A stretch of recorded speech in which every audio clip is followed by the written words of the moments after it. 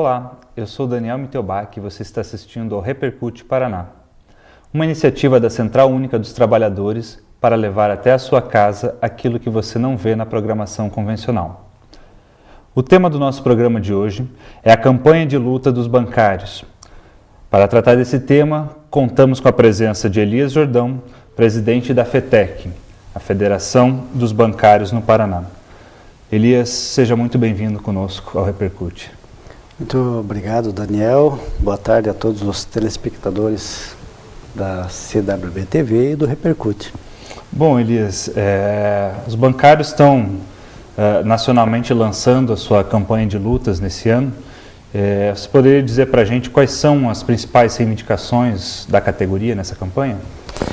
Bem, entre tantas pautas que a gente tem discutido e levantado na nossa federação, junto com a categoria, com os trabalhadores, nós, para efeito de nós entregarmos uma minuta para os bancos, para os banqueiros, nós trabalhamos com 4 eixos básicos e principais, que seria o emprego, remuneração, saúde e condições do trabalho e também nós queremos discutir também o sistema financeiro, né? Hoje a gente chama de reestruturação do sistema financeiro. Uhum. E como vocês esperam, né? Os bancários já têm uma história de lutas aí, de campanhas, muitas vezes, inclusive, difíceis negociações, né, junto à Federação Nacional dos Bancos. Qual é a expectativa para a campanha esse ano?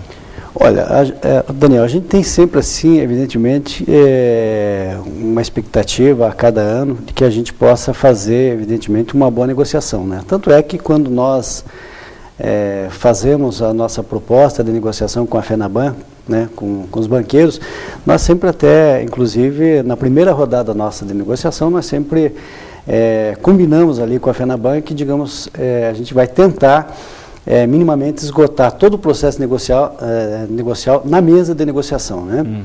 Infelizmente nem sempre é possível, né? Nem sempre é possível, até porque eu acredito que não só com os bancos, mas de uma forma geral, com o setor empresarial nunca é fácil de negociar, né? Uhum. E com banqueiro é muito mais difícil, né? É muito mais difícil, é um setor muito difícil de você discutir, você consegue avançar muitas vezes em várias pautas, né, da negociação, mas quando chega justamente na questão econômica, quando você vai ver, vai querer discutir e negociar exatamente a questão da remuneração do bancário, né? Uhum. Que para nós, digamos, a nossa prioridade hoje principalmente a questão do emprego, pelo nível de rotatividade que existe, eu acredito que a gente vai poder abordar logo mais à frente. Claro. Para nós é muito importante a questão do emprego, a questão da saúde e condições do trabalho, até pelo adoecimento que existe na categoria, né, uma coisa alarmante. Mas algumas coisas dessa a gente até consegue resolver, até avançar em mesas temáticas, propor mesas temáticas. Mas quando chega na questão da remuneração, que vai mexer no bolso do banqueiro, aí a coisa começa a ficar complicada. Então, por mais que a gente tenha assim, a melhor intenção de fazer uma boa negociação, as expectativas sempre são, os desafios são grandes e não teve nenhum ano que teve uma negociação que tenha sido fácil. Então a gente já está preparado, a gente espera que novamente será uma negociação muito difícil. Bacana. No site do próprio Sindicato dos Bancários aqui de Curitiba, na última sexta-feira, foi divulgado aí um balanço mostrando que aproximadamente 5 mil postos de trabalho foram fechados pelos bancos nesse período. Por que a gente tem, como você falou, essa rotatividade? Por que um número tão alto de demissões, se a gente tem visto um cenário, né, onde os bancos, onde os banqueiros, eles lucram cada vez mais, né, todo ano aumenta aí o lucro, o superávit desses bancos, e por que ainda existe um número tão grande de demissões entre os bancários?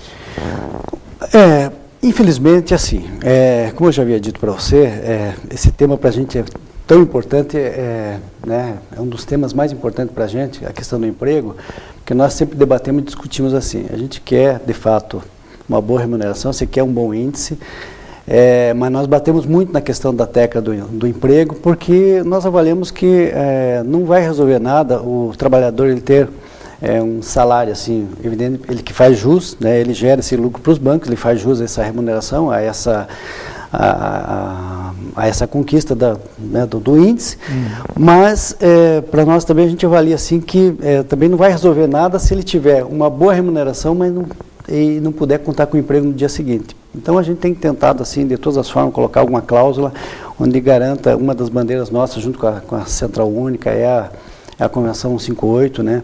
Onde possa dar um pouco mínimo de tranquilidade para o trabalhador, para ele saber que ele vai ter o emprego dele no dia seguinte. Então a gente tem batido muito nessa. Agora, para os bancos são insensíveis com relação a isso. Então a gente coloca na mesa de negociação, mas os bancos, a FENABAN fala, não, isso é caso banco a banco. Você vai no banco a banco, os bancos falam, não, isso é questão de gerenciamento da estrutura da empresa e isso é nós que resolvemos. Então aí a gente acaba tendo situações assim alarmantes como aconteceram o ano passado no Itaú, que teve mais de 14 mil demissões. Isso aí, e hoje, infelizmente, a gente tem uma certa preocupação porque os bancos estão utilizando um tema assim, que está muito em evidência nesse momento, que eles chamam de índice de eficiência. Isso para nós é preocupante porque a gente sabe que esse índice de eficiência que os bancos estão querendo dizer é o seguinte, eles vão querer mais produção com menos trabalhadores. E isso, na verdade, tem tudo a ver, principalmente e basicamente, com a questão de ampliar a margem de lucro dos bancos. Ou seja, você demite um número grande de trabalhadores e você recontrata um número menor e muitas vezes com 1/3 do salário daquele que foi demitido. Então, é nessa transação que os bancos acabam ampliando os seus lucros, né?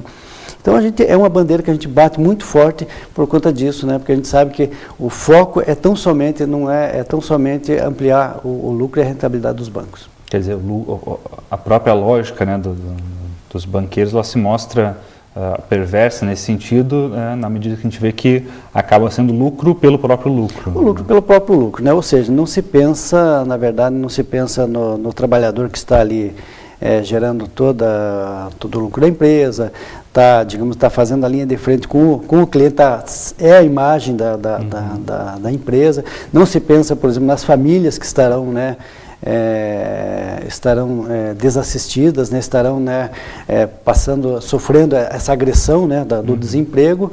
E o que é pior, na verdade, assim, você mesmo citou, né, não justifica para nós, nunca justificou para nós, porque os lucros dos bancos, quando os bancos colocam, de uma certa forma, um dos fatores, assim, parece irônico, mas acontece na mesa de negociação que os bancos, quando você vai fazer alguma negociação, os bancos, a primeira coisa que eles alegam é a crise. Mas você percebe desde 2008, com todo o cenário de crise internacional, que o Brasil ainda conseguiu sobreviver e ter uma boa sobrevivência na área da economia, e o país, de uma certa forma, tem gerado emprego. Ou seja, os bancos, muito pelo contrário, vão na contramão da média histórica nesses últimos anos de geração de emprego no país. O país gera emprego e os bancos acabam gerando desemprego. Então, não se justifica, né, essa decisão dos bancos nessa linha aí de deixar o trabalhador, né, nessa insegurança total. E vocês sentem alguma diferença, por exemplo, na questão entre os bancos públicos e os bancos privados? Sim. Então, esses 5 mil bancários, trabalhadores demitidos, e é bom ressaltar que isso no primeiro semestre de 2013, né, ele está muito focado basicamente nos bancos privados, né, nos bancos privados. Tanto é que o que segura o índice um pouco ainda são os bancos públicos, que nas negociações de bancos públicos nós temos ainda conseguido, com muita pressão, né, com muita negociação, a gente tem conseguido ainda conseguir concurso, é pouco ainda, não está dentro do limite ideal, porque a gente que está no meio, a gente vive, a gente convive, a gente percebe, por exemplo, e não apenas nós, mas os clientes também percebem. Quem vai, por exemplo, hoje numa Caixa, no Banco do Brasil, principalmente o Banco do Brasil, a gente sabe que tem uma deficiência ainda, um déficit muito grande de trabalhadores. A pressão e a sobrecarga para aqueles que estão lá trabalhando é muito grande.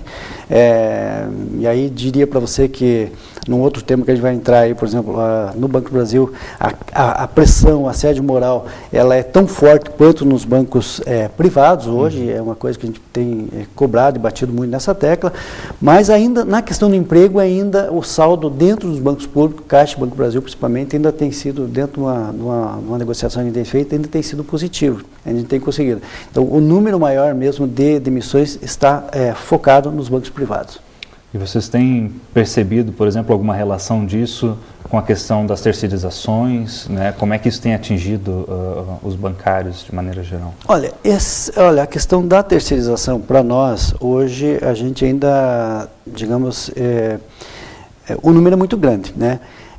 Agora, está focado assim muito, digamos, nós conseguimos segurar, principalmente dentro dos bancos públicos e alguns bancos, um limite de terceirização, né? Que também é alto, né? É grande, mas quando os bancos conseguem, por exemplo, sair da questão da terceirização, eles acabam terceirizando mesmo, muitas vezes não dentro do sistema, mas acabam terceirizando dentro do correspondente bancário, do atendimento fora, e é uma outra crítica que a gente tem feito muito severa aos bancos, a gente tem cobrado, porque hoje a gente tem aí a questão, por isso que é uma das bandeiras, inclusive, não evidentemente que não é uma pauta nossa que a gente discute na FENABAN, né?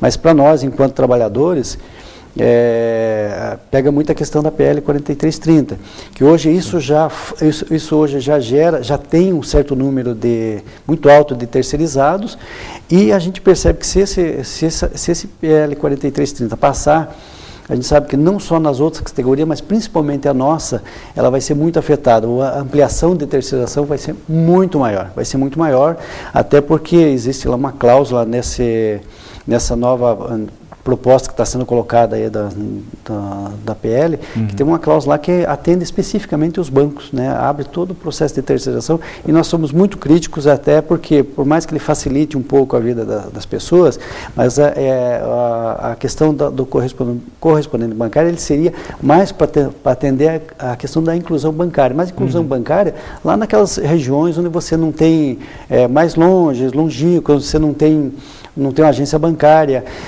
então seria uma forma de você atender melhor a população. Mas hoje o que acontece é que os bancos, tanto público como privado, o que eles fazem? Eles abrem uma agência bancária aqui, e do lado tem um correspondente bancário.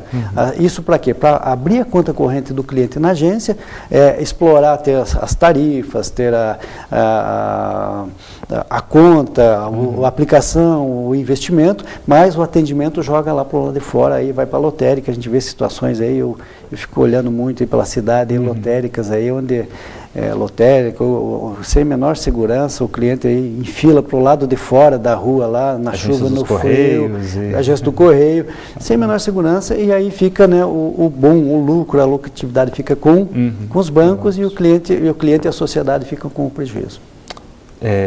Eu ainda vou querer voltar contigo nessa questão do PL 4330, mas a gente vai fazer um breve intervalo. Ok. E nós retornamos já. Obrigado.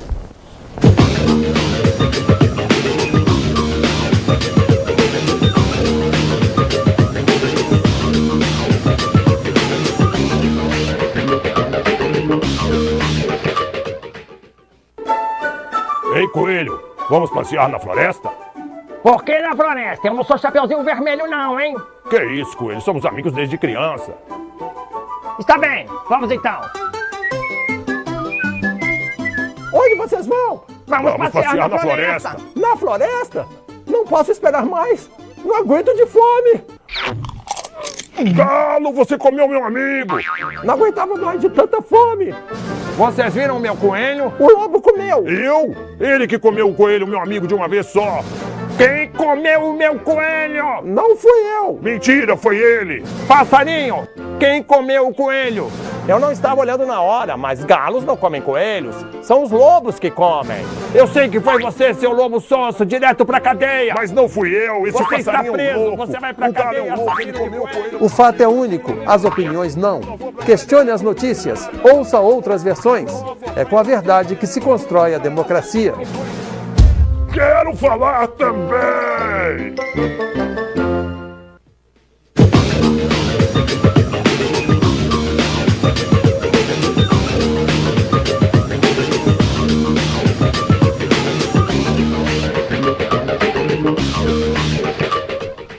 Olá, estamos de volta com o Repercute Paraná. Bom, Elias, a gente estava falando um pouco aí no final do último bloco sobre essa questão do PL 4330, né, o risco que isso representa hoje, né, para todas as categorias no país, em especial para os bancários. Como é que ela atinge a categoria de vocês nesse momento? Então, é evidente que a nossa maior preocupação dentro dos bancários é pelo impacto direto que vai acontecer na nossa categoria, né? Primeiro que não tem assim a menor sombra de dúvida que passa primeiro pela questão da precarização do trabalho, né? Você terceiriza, quando você terceiriza praticamente tudo, e esse é um debate que nós temos feito com nossos trabalhadores do nosso ramo. E a gente, num primeiro momento, a gente percebia, inclusive, que os trabalhadores não estavam muito atentos do que se tratava esse PL 4330. Começamos a dialogar com os trabalhadores, começamos a ir lá conversar com eles e colocar materiais para eles, mostrar para eles o que isso representa. E a gente percebeu que hoje a categoria está mais preocupada e mais conscientizada. Porque ele sabe que o caixa do banco poderá ser terceirizado, ele sabe que o administrativo lá poderá ser terceirizado, a retaguarda pode ser terceirizado. Então, assim, para nós, nós já fomos uma categoria dos bancários que já fomos mais de 1 milhão de bancários. Hoje estamos na faixa de 500 mil bancários no país. Então, em acontecendo de passar, e a gente tem lutado muito para que isso não aconteça, junto com a CUT e demais centrais, para que esse projeto não passe, a gente entende, a gente lê que é o fim da categoria bancária. Agora, nós nos juntamos a todas as categorias, todas as centrais, porque nós sabemos que isso não vai impactar só nos bancários, vai impactar em todos os trabalhadores, né? Então, a gente tem feito esse debate com a sociedade e é preciso, por exemplo, com os próprios bancários, quando a gente faz o diálogo, a gente lembra eles, assim, até aqueles que estão numa faixa de idade, numa certa idade, a gente lembra assim, que isso vai impactar não só os bancários, porque eu não tenho dúvida que os bancos vão dizimar com os bancários, vão demitir os bancários para poder, digamos, recontratar em outras condições, em condições de terceirizados, né? Então, esse é a política de terra arrasada que vai acontecer nos bancários. Mas a gente alerta também para os próprios trabalhadores bancários e para as demais categorias, que isso vai impactar, inclusive, na questão de futuros empregos, né, com qualidade, né? Serão concursos públicos que não terão mais, por exemplo. Então, eu imagino que todos os trabalhadores de qualquer segmento, de qualquer ramo, inclusive os trabalhadores bancários, têm filhos, né, tem família que provavelmente pretende daqui um pouco prestar um concurso, filhos que você quer, eu sempre falo assim, eu tenho 2 filhas, eu quero que lá na frente elas tenham condição de prestar um concurso, ou ter um emprego, se não fizer um concurso, tem um emprego decente, com contratação decente, e esse futuro, se o PL 4330 passar, a gente sabe que esse futuro ele não existe mais. E, diga-se de passagem, né, esse PL é colocado lá apresentado por um empresário que, evidentemente, está vendo tão somente o lado dele e dos empresários. Não está se pensando nos trabalhadores. Então, a gente tem, sim, toda essa preocupação e a gente vai estar junto com a nossa categoria, com as demais categorias, assim, envidando os maiores esforços para que esse PL não passe, ele não siga em frente, né? Com certeza, né? A CUT também tem ajudado a puxar bastante essa luta. Acho que, como você bem colocou, a gente precisa de fato se atentar, né, de que não é apenas os bancários ou a categoria A ou B, né, um impacto de fato sobre a vida de todos os trabalhadores. Mas trocando um pouco de assunto, Elise, como é que está hoje a questão do assédio moral, da saúde do trabalhador? A gente tem visto aí índices crescentes, né, de adoecimento. Eu acho que essa questão, como você falou, da garantia do emprego, né, dessa não estabilidade também é uma coisa que afeta as pessoas, mas em especial essa situação de assédio hoje dentro dos bancários. Então, nós já há algum tempo que nós, digamos, estamos utilizando um tema chamado, nós estamos focando, usando esse tema, a gente tem usado,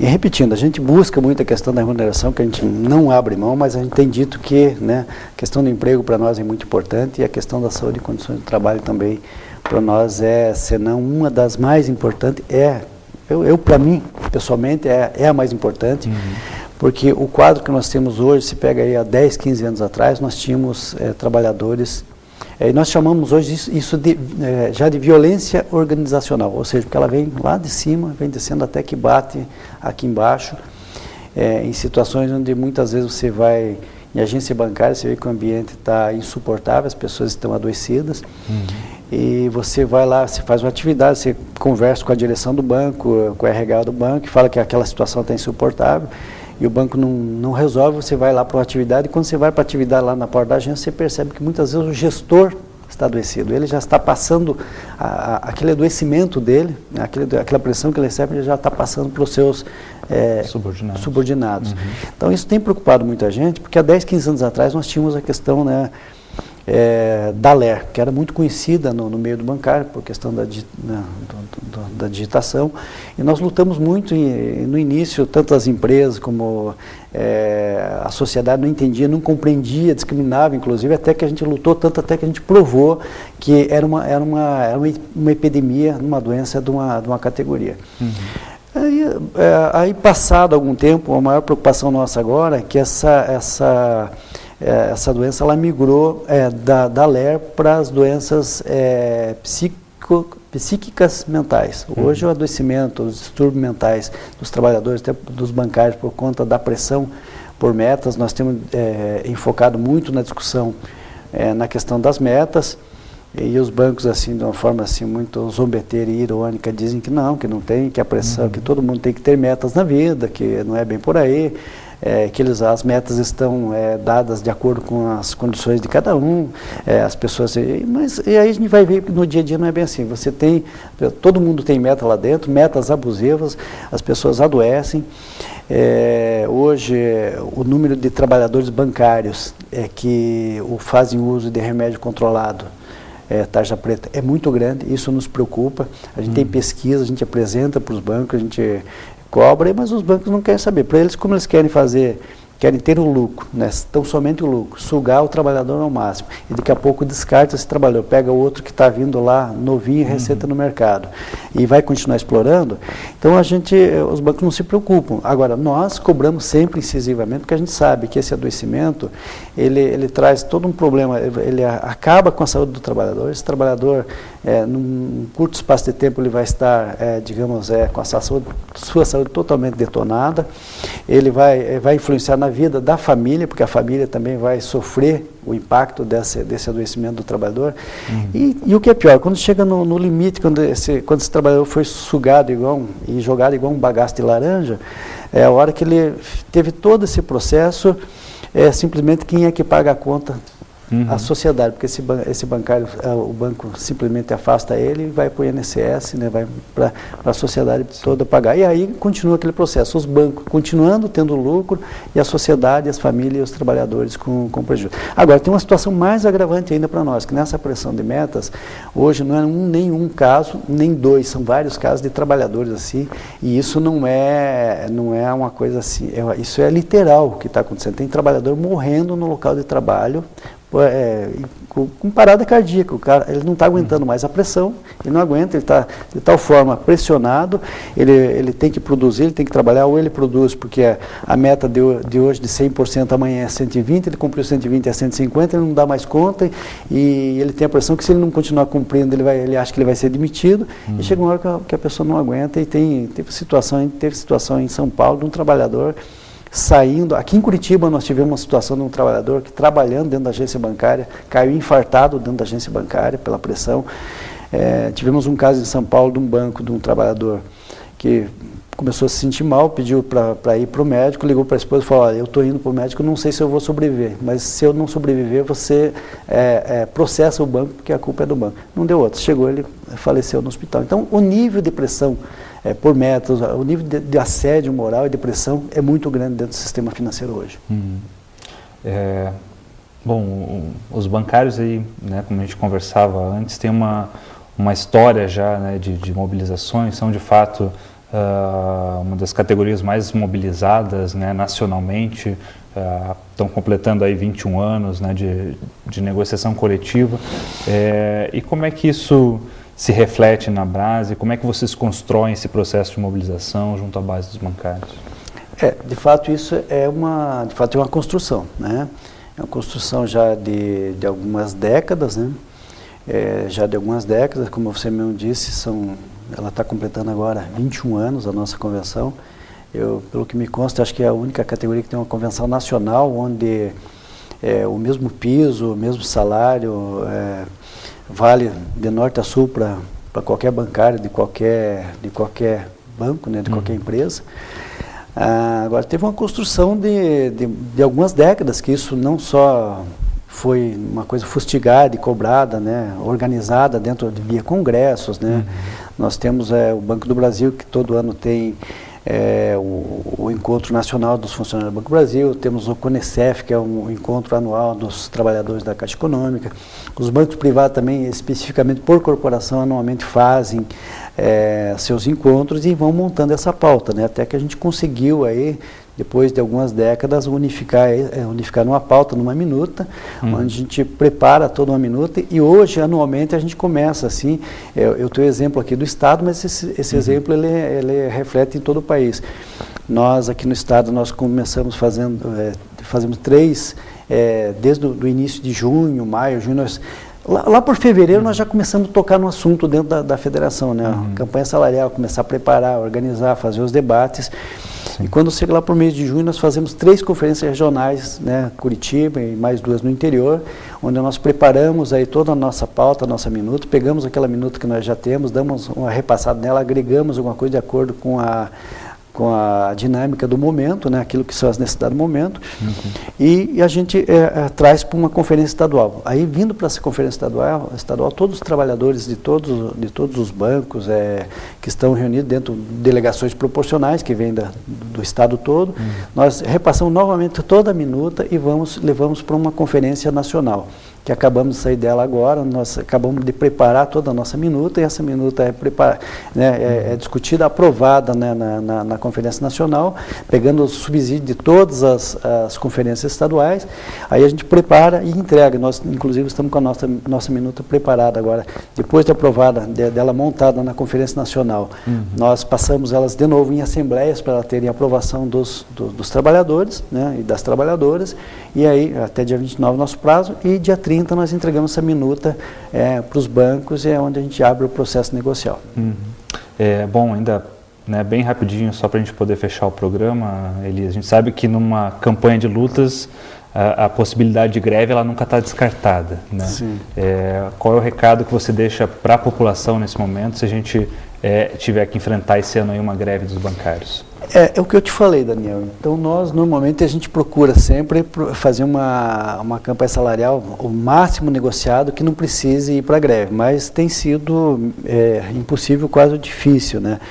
Eu diria para você que, felizmente, nós temos, assim, a cada ano, como banqueiro, a gente já sentiu, a gente já percebe que tem, assim, a rejeição não só dos trabalhadores, da sociedade, como dos clientes, porque o banqueiro explora trabalhadores, explora clientes, explora a sociedade. Então, por conta disso, a gente tem tido até algum retorno positivo da população, né? E a gente, de qualquer forma, convoca novamente, que você tem razão, poderá acontecer que a gente, na melhor das intenções que a gente tem de fechar uma boa negociação, sem greve, poderá acontecer, e a gente pede aí, de fato, a compreensão da população e apoio, porque as nossas bandeiras, elas não dizem tão somente, como é o caso do PL 4330, que nós não falamos apenas da nossa situação enquanto bancário, falamos dos interesses da sociedade, a questão do assédio moral que impacta toda a sociedade. E tem uma série de bandeiras que nós levantamos também que interessam a toda a sociedade. Nós batemos, por exemplo, na questão do abuso das tarifas que os bancos cobram. Nós não aceitamos. Só para você ter ideia, a boa parte dos bancos cobrem a sua folha de pagamento com 149%, chega a dar 149% só com a arrecadação de tarifas, ou seja, ele paga a folha de pagamento com as tarifas e ainda sobra limpinho, isso só com tarifa. Nós cobramos, então, a redução das tarifas, nós cobramos mais crédito para a produção, nós temos as bandeiras que nós colocamos aí, as reformas que nós também colocamos em pauta, a reforma política, tributária, o fim do fator previdenciário. Então, por conta disso, a nossa campanha ela envolve, tanto que nós não chamamos nem de campanha salarial mais, nós chamamos de campanha nacional dos bancários. Bom, então, queria te agradecer, Elias, pela tua participação aqui conosco. Repercute vai ficando por aqui. Até o próximo programa.